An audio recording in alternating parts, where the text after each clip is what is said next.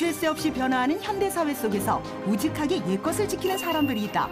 천년의 역사를 손끝에서 이어나가는 기술자들. 전통에 대한 열렬한 사랑과 자부심으로 바쁘게 움직이는 현장을 찾아가 본다. 오랜 세월 한 곳에 머무르며 전통을 지켜나가는 사람이 있다고 해서 찾아간 곳. 아니 근데 이건 쌀? 그렇다면 여긴 음식점? 여기 그 전통을 만드시는 분이 있다 해서 찾아왔는데. 아, 전통이요? 그럼 잘 찾아오셨네요. 갑자기 하얀 천을 네모난 틀 위에 올리더니 정체불명의 가루를 붓고 올라가서 발로 밟는다? 이거는 막걸리의 발효제인 누룩을 지금 빚고 있습니다. 아하, 바로 막걸리의 필수 요소 누룩. 전통 방식으로 막걸리를 만들고 있는 양조장입니다. 4대째 전통 방식으로 막걸리를 수제 제작하고 있는 이곳 양조장. 1930년대부터 시작해 90년이 다 돼가는 세월 동안 우리나라 역사와 함께 해온 곳이다. 90년 전통의 방식대로 지금도 막걸리를 만들고 있습니다. 찹쌀이나 맵쌀을 물에 불려서 시루에 찐 밥인 고두밥.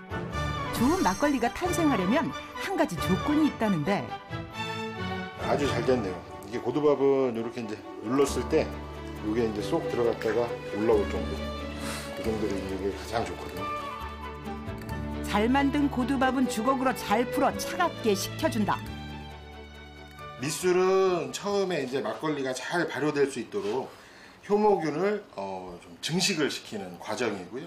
덧술은 그 효모가 알코올 발효를 통해 가지고 제대로 된 막걸리가 술이 될 수 있도록 그 효모들의 밥을 넣어주는 과정이라고 보시면 됩니다. 막걸리 발효를 위한 가장 첫 단계인 밑술을 만들기 위해 고두밥이 식으면 본격 작업에 돌입하는데.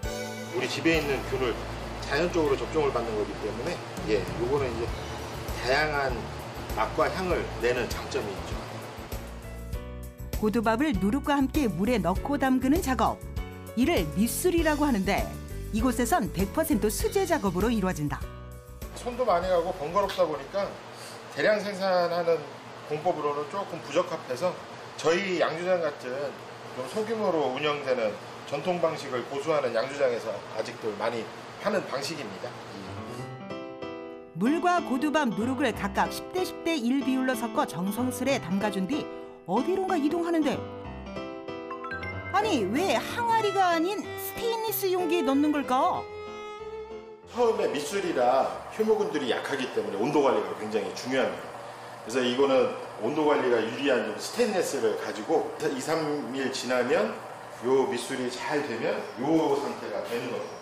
이때는 이제 항아리로 옮겨져서 덧술을 해 넣어서 최종적으로 막걸리가 되게끔 합니다. 쌀이 귀했던 70년대엔 막걸리를 만들 때 쌀을 못 쓰게 해 밀가루만 사용했지만 이젠 쌀을 추가해 밀가루의 묵직한 맛과 쌀의 산뜻한 맛을 동시에 맛볼 수 있다고. 밀가루의 좀 구수함도 있고요. 쌀 막걸리의 특유의 그 좀 산뜻함도 있고, 신선함이랄까 그런 맛이 좀 많이 강하죠. 다음으로 대형 솥에 쌀가루와 밀가루를 함께 넣어 쪄주는데 이때 솥의 열기는 무려 120도씨. 효모균이 잘 증식하려면 이 온도를 꼭 맞춰줘야 한다. 어느새 비오듯 흐르는 땀. 스팀 온도가 120도 정도 되거든요. 굉장히 덥죠. 대대손손 이어온 맛있는 막걸리에 대한 자긍심 하나로 뜨거운 열기마저 견뎌낼 수 있다. 높은 온도에서 찐 밀가루와 쌀가루는 일일이 퍼날라 상온에서 말려주는데. 작은 병으로 막걸리 750ml 병으로 약 800병 정도 나오는 양입니다. 모든 공정에 기술자의 노하우가 담긴 손길이 닿는다는 점에서 공장에서 대량 생산되는 막걸리보다 더 특별하다고 볼 수 있다. 이제 덧술용 고두밥을 넣어주면 증식이 시작된다. 처음 고두밥 짓고 밑술 하고 해서 드실 수 있는 건 열흘 정도면 술을 드실 수가 있죠. 고두밥을 만들고 밑술을 만들고 발효하고 덧술 만들기를 반복하면 오랜 세월 그 명맥을 이어온 전통주. 막걸리의 뽀얀 빛깔을 볼 수 있다. 인고의 끝에 얻은 막걸리. 그 맛은 과연 어떨까? 아우, 땀 흘리고 마시는 막걸리 정말 시원하네요. 양조장 한켠에 1930년대부터 현재에 이르기까지 이곳을 거친 막걸리의 변천사와 그 흔적들이 남아있다. 4대째 전통을 이어가고 있는 기술자에겐 한 가지 바람이 있다는데. 지금 4대째 전통을 이어서 양조장을 하고 있는데요. 앞으로 5대, 6대, 150년, 200년이 될 때까지 양조장 전통이 쭉 이어질 수 있도록 전통 계승을 잘하도록 하겠습니다. 예로부터 동쪽의 활을 잘 쏘는 민족이라 하여 동이족이라 불렸던 우리 민족. 그만큼 정통적으로 활을 중시해왔으며 활은 우리 민족의 생활의 방편이자 생존 수단이기도 했다. 그중 삼국시대의 활이 크게 발전하면서 등장한 각궁의 명맥을 이어가고 있는 곳이 있다. 각궁의 매력에 빠져 20년 넘는 세월 동안 우리 민족의 전통을 손끝에서 이어가고 있는 장인 김광덕 씨. 요건 지금 본체에 들어가는 대나무. 활의 본체에는 유연하면서도 단단해 활의 탄력성을 높여주는 대나무가 사용된다. 아카시아 나무도 탄력이 꽤 좋죠. 하고 요 지금 삼각형으로 이렇게 따놓은 건 이제 노루발 끼운다고 하는 거든. 이게 삼탐이라는 거. 이제 요런 식으로 이제 따가지고서 들어가는 거죠. 각궁의 특징은 여러 재료가 혼합된 복합궁이라는 점. 활은 장력과 탄성, 탄력, 이 복원력 이런 것 때문에 이제 이런 걸 쓰는데 다른 나무를 대게 되면 부러져 버리죠. 1년 동안 서늘한 곳에서 말린 대나무와 아카시아 나무는 각각 누르발 모양과 뾰족한 모양으로 깎아 서로 연결시켜주는데 풀을 이용해서 붙여갖고 접착을 하는 거예요. 두 개를 연결시키는데 사용하는 풀은 좀 남다르다는데 이 정체불명의 검푸른 액체는 바로 비너 불에로 만든 풀. 이렇게 자연에서 얻은 재료를 사용하는 이유는 따로 있다고. 운동하는 물체이기 때문에 악효나 이런 걸 바르게 되면 부서지고 접착이 잘 떨어져가지고. 악효나 일반 접착제보다 접착력이 강한 미너 불의 풀. 접합 부위가 연결되면 동물의 뿔 중에서도 탄성과 장력이 좋은 무속불을 잘라 열을 가해준다. 이렇게 열을 가하는 이유는? 열을 가하면은 뿔이 물렁물렁해지면서 그 민어 불에가 따뜻하게 녹겠죠. 그러면서 접착이 되는 거거든요. 무속불을 활에 붙이기 전에 다시 한번 활의 표면을 다듬고 홈을 만들어주는데 이를 사려친다고도 한다. 활의 탄성을 위해 활체에 잘 다듬은 무속불을 붙여주는데 이때 줄로 감아 위치를 고정시킨다. 공정이 한 170가지 정도 가까이 된다고 봐야죠. 손이 수없이 많이 가요. 하나의 각궁을 만들기 위해 필요한 공정은 약 170여 단계. 작업 시간만큼은 온 정신을 집중해야 한다. 그런데 지금 붙이고 있는 이 하얀 실 같은 것의 정체는? 소심줄이요. 사람들이 뭐 좀 돈 안 주고 뭐 어쩌가면 소심줄 같이 실기는 여사라는 얘기 하잖아요. 이게 바로 그 소심줄. 활의 장력과 탄력을 높여줄 소힘줄.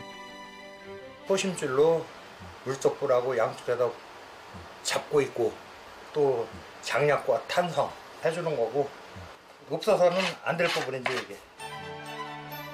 소힘줄을 비벼 기름을 제거해 실처럼 만든 뒤 활대에 붙여주는 작업. 이렇게 해야 활이 구부러졌을 때 부러지지 않고 버텨주는 힘이 생긴다고. 소심줄이 없으면 잡아다니면 휘어지는 거니까 부러지겠죠. 이때 사용되는 소힘줄 섬유들은 약 3,000가닥 정도. 소힘줄 붙이기를 수회 정도 반복하다 보면 층층이 겹치고 말라 활의 색깔과 자연스럽게 조화를 이루게 된다. 활 시위가 달릴 부분도 다듬어주는데 활을 쏠 수 있게끔 만드는 작업으로 넘어가는 거죠. 이제 전체적으로 활을 바르게 펴고 활의 성능을 높이기 위해 균형을 잡아준다. 이를 해궁한다라고 하는데 마지막으로 직접 자세를 잡아보며 활 상태 점검. 완성된 우리나라 전통 활 각궁입니다. 존재 자체만으로도 활력이 넘치는 각궁이 완성됐다. 각궁의 성능을 직접 테스트하기 위해 자주 찾는다는 활 연습장. 비로소 각궁이 그 숨겨왔던 힘을 발휘할 차례다. 145m요. 200보. 한 부에 70cm 계산해서 200보니까 거기에 비례해갖고 관역을 만드는 거거든요. 활 만드는 작업을 하는 만큼 활 쏘는 솜씨 또한 예사롭지 않다. 관역을 노리고 활 시위를 당기자 저만치 멀리 날아가는 화살. 백발백중, 화살은 관역을 정확히 맞추고 떨어져 나간다. 화살초 끝에서 우리 조상들의 기계가 느껴진다. 국궁을 쏘게 되면 심신단련, 오장육부를 튼튼하게 하고 바른 자세를 만들어주고 집중력 강화를 시키니까 좋은 운동이 될 수 있죠. 각궁뿐만 아니라 전통 방식으로 자연의 나무를 이용해 현판 또한 제작한다는 김광덕 씨. 우리나라 전통을 향한 그의 사랑과 열정은 쉴 틈이 없다.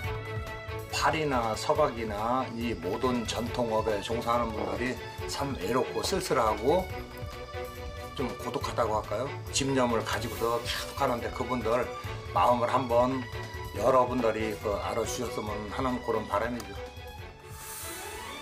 빠르게 변하는 시대 속에서도 전통을 계승하는 사람들. 그들의 강한 열정에 뜨거운 박수를 보낸다.